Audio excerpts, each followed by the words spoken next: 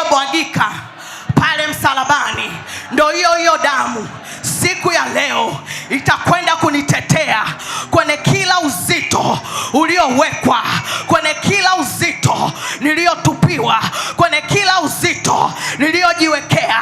Haijalishi uliwekwa, ulitangazwa muda gani, majira gani, lakini siku ya leo kwa ile damu iliyomwagika pale msalabani, uzito kwenye kazi leo urehemu, uzito kwenye ndoa leo urehemu, uzito kwenye biashara leo urehemu, uzito wa aina yoyote ambao upo, ambao ulikuwepo, ambao ulitangazwa, ambao nilivishwa, leo damu ya Yesu ini rehemu. Leo damu ya Yesu ini rehemu. Leo damu ya Yesu ipite ini rehemu. Kila vazi ambalo nilivishwa au nilijivika, leo ile damu iliyomwagika pale msalabani ipite irehemu.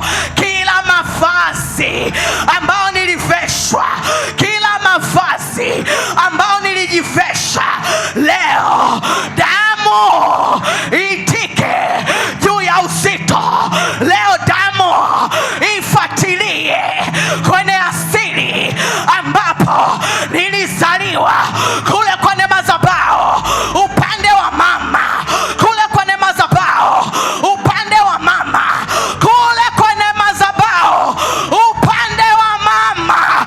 Kila uzito ambao umewekwa kwa watoto wa kiume, leo damu ya Yesu irehemu. Damu ya Yesu irehemu uzao wa kiume. Damu ya Yesu ipite itangaze masamaha kwenye kila uzito ulioachiliwa upande wa baba, upande wa baba.